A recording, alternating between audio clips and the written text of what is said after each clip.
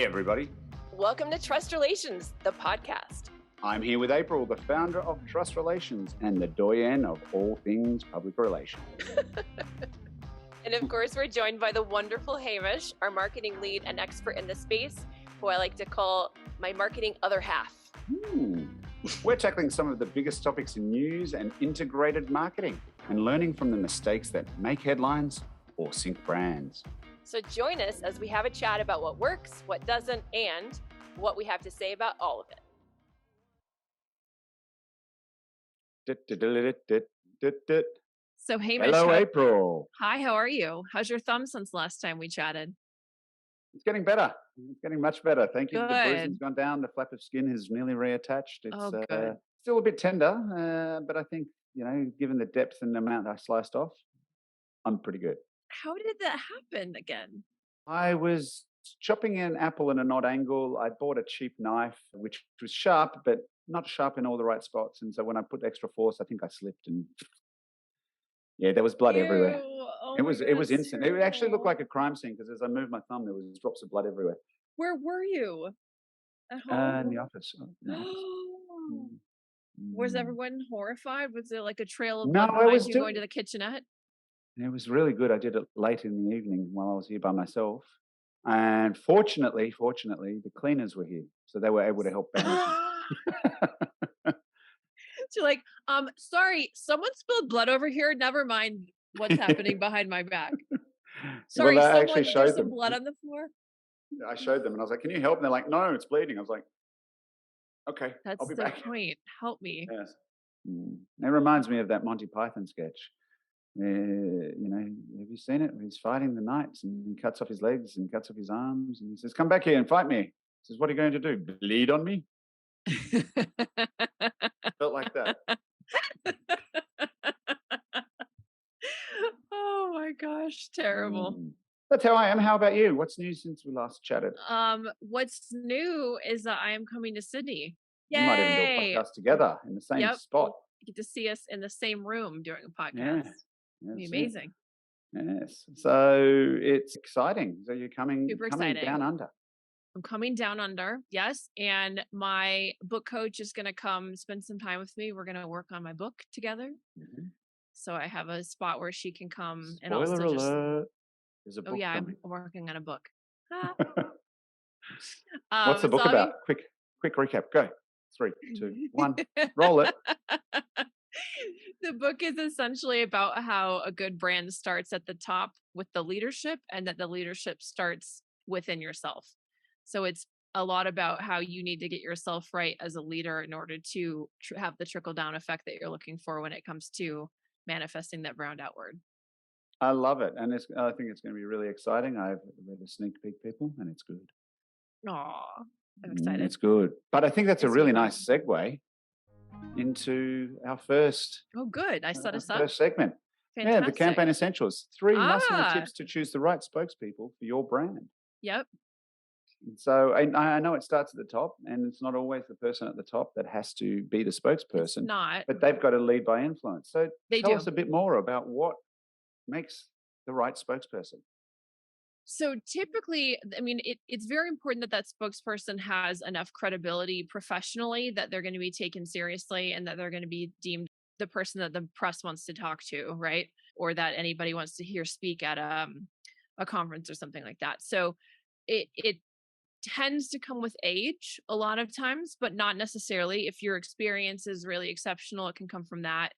And you also have the advantage sometimes of if you have, really an Ivy League education and a really impressive first few jobs or something like that, you can pretty much parlay that into being a great spokesperson with credibility. But the credibility piece of it is important because people want to know that you're out there speaking from a place of experience and that your resume, as it were, kind of shows that you're the person that is most qualified to be speaking to them. So that's only one component. Once that is in place, then there are other things that also should be in place.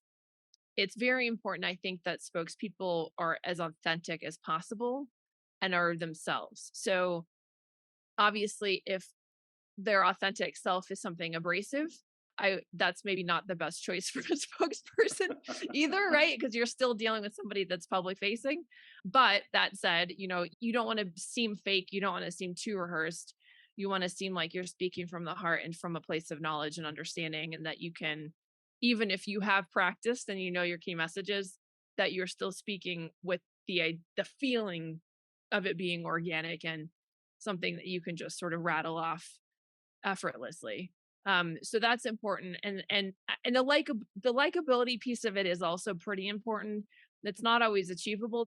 A lot of times, people that are really, really smart and have really great credentials are there because they're really, really smart and have great credentials, but it's not because they're great with people. And Mm. so the likability piece of it is the hardest thing to nail down. If you can get all three, then you're golden. Somebody Bedside who can manner. be authentic, somebody who's got, yeah, it's like the triple threat, right? They've got Mm. the credentials, they come off as authentic, and they can kind of speak off the cuff, and they're likable. I like it. I have a couple of questions that I want to fire at you. All right, let's hear it. So I'm curious. You mentioned that you want to have someone who might have an Ivy League education or have come from a solid career background. What happens in the instance where you have a young company that has been started by just out of college graduates who banded together Facebook style in Hmm. 2007 or 2005, I think it was, and they've got a jackpot idea, but they're young. How do you get around that? Once the idea has manifested and been a proven concept, then it's easy. That nobody cares about education at that point.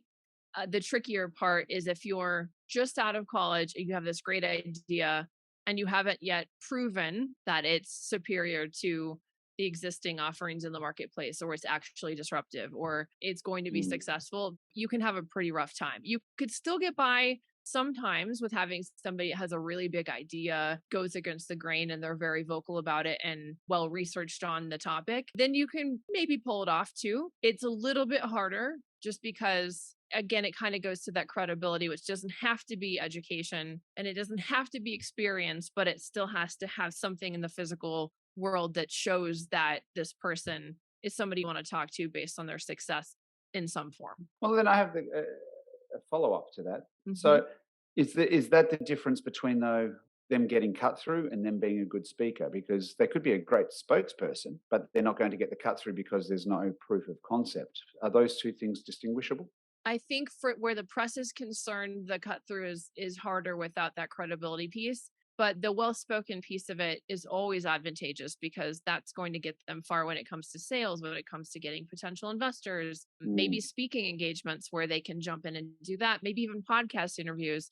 And as long as they're well spoken and they have an idea that's truly unique and really interesting and has some edge to it, then they're in pretty good shape regardless. It's just where the skeptical press enters the equation, that it can take a little bit longer to get in front of them and make them think that you're somebody they want to interview. yeah, that's a good distinction. And then my only other question that I had for you Only one. is only one more I'm gonna at this savor stage. it. Just one last. But then the question as well, you could have someone who's very articulate, very likable, very smart, Hmm. and they can speak off the cuff. Do you need someone who's got a certain patter, a cadence to their voice? Do you want someone who speaks quickly? Do you want them soft spoken? Do you want them to be loud and vivacious? Do these things matter? I want to see other examples. Do I don't have enough examples. you want people who talk really quickly and who know a lot of things, but then they're like, oh my God, there goes a hummingbird, and they're really excited, but then come back to point, but then they get distracted again by the lights outside. And what do you need here? Or what are the other options? Yeah, look, I think that's enough.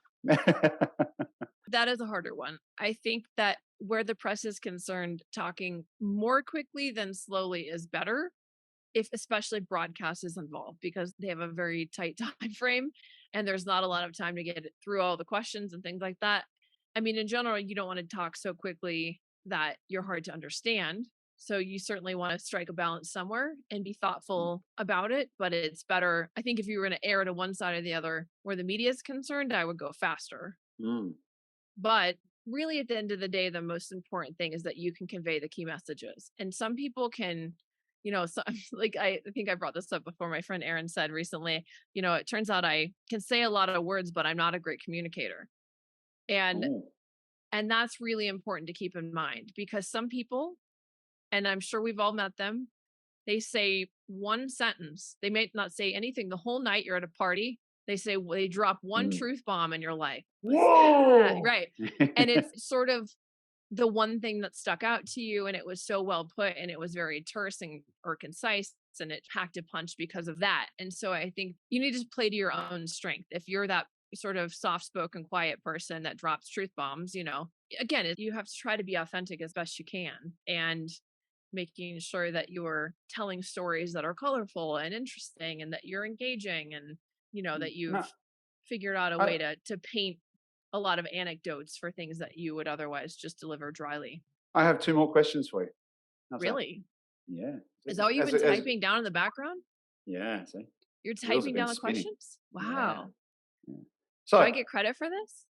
you will if you answer them well. And the Uh-oh. credit will be in the extra likes and comments that we get. So Oh boy. pressure's on. Yeah. Oh boy. Given the potential political spectrum and the hot pot of cultural tension that exists around the world in many cases on the rise at the moment as well, do cultural backgrounds or sexual orientations or anything like that really matter these days? Is it something that is important? Is it important by specific industries, or is it not important and it's a moot point these days? Is it something that people should consider, or have we moved beyond that, hopefully? I think in general, it doesn't matter.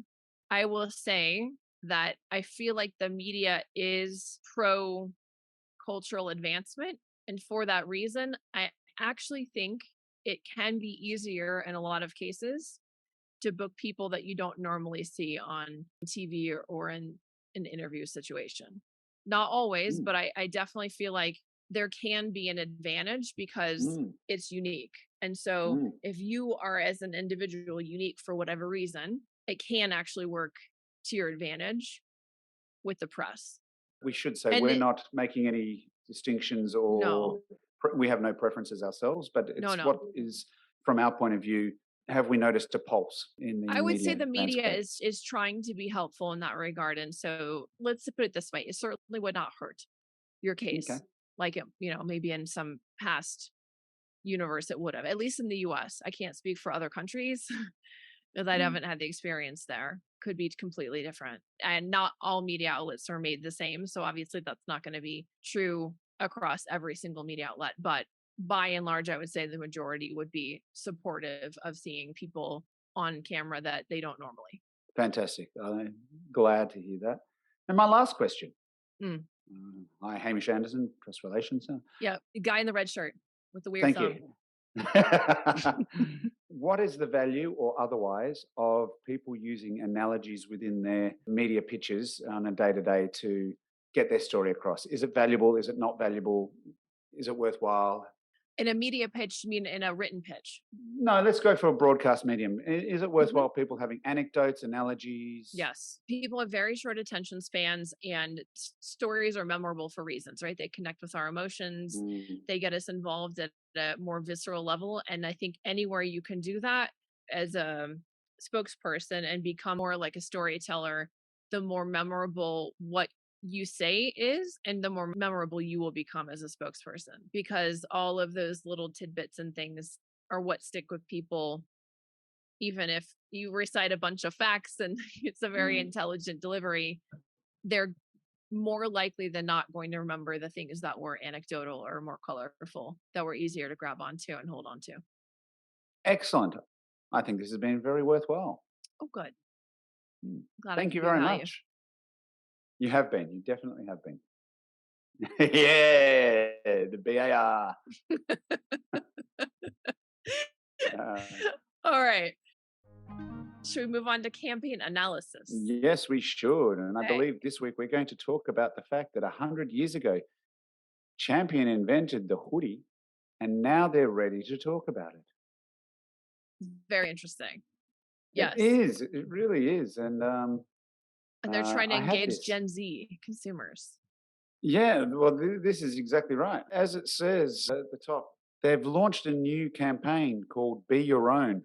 And they're proclaiming that they invented the hoodie and that this fashion piece has transcended sports, music, fashion, and pop culture since it was found many, many years ago. And the whole idea is that they're celebrating its legacy whilst trying to court some new consumers. Mm. So this new piece first aired on ESPN in September, and it has a diverse cast of modeling and hoodie styles.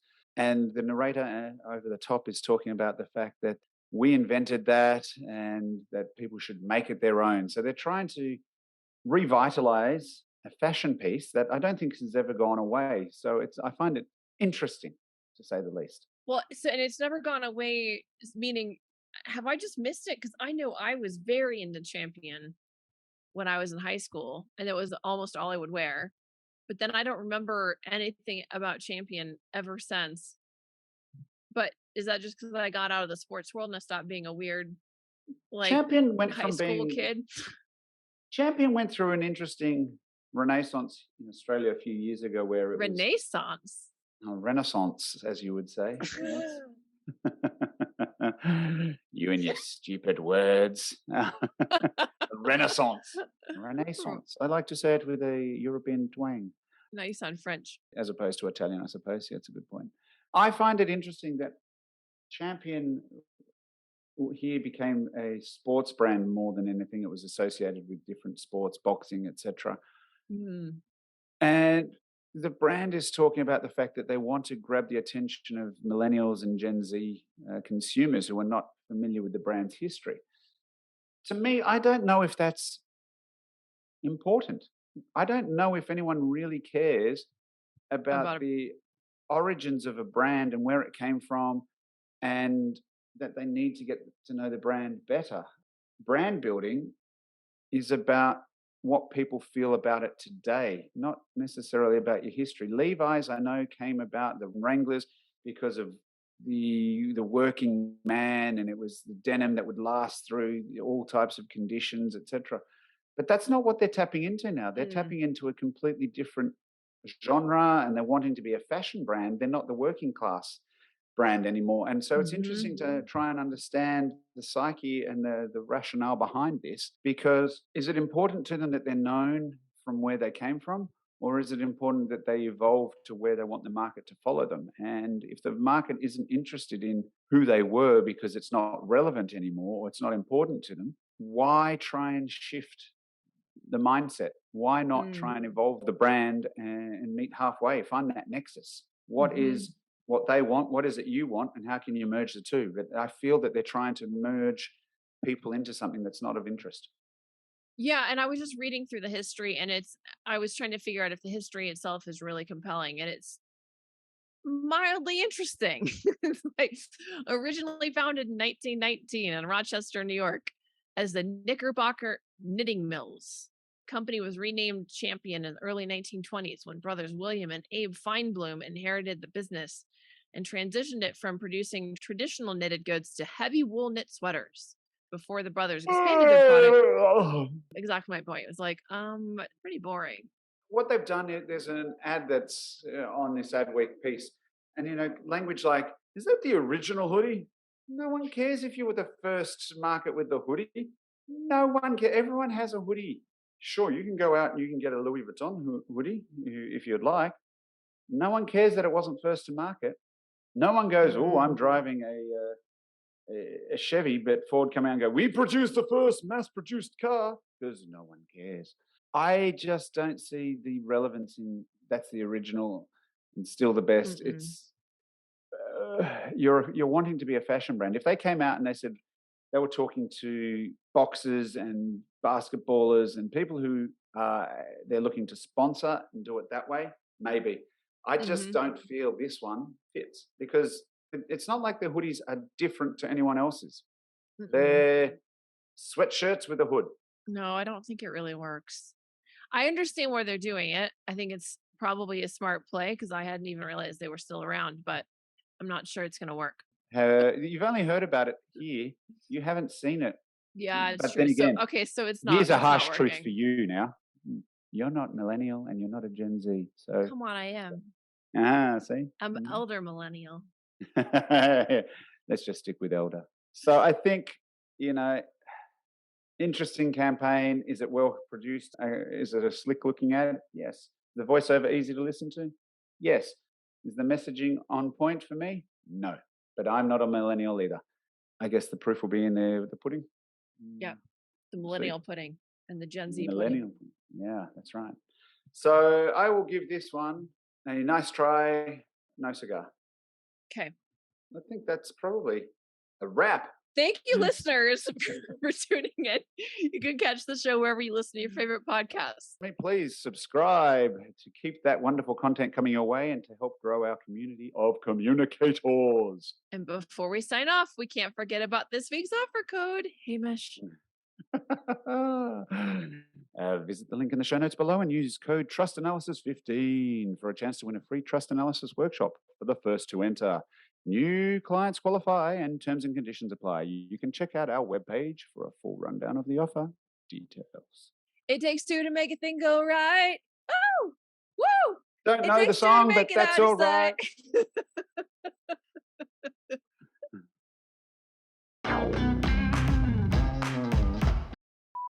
I think that's probably a wrap.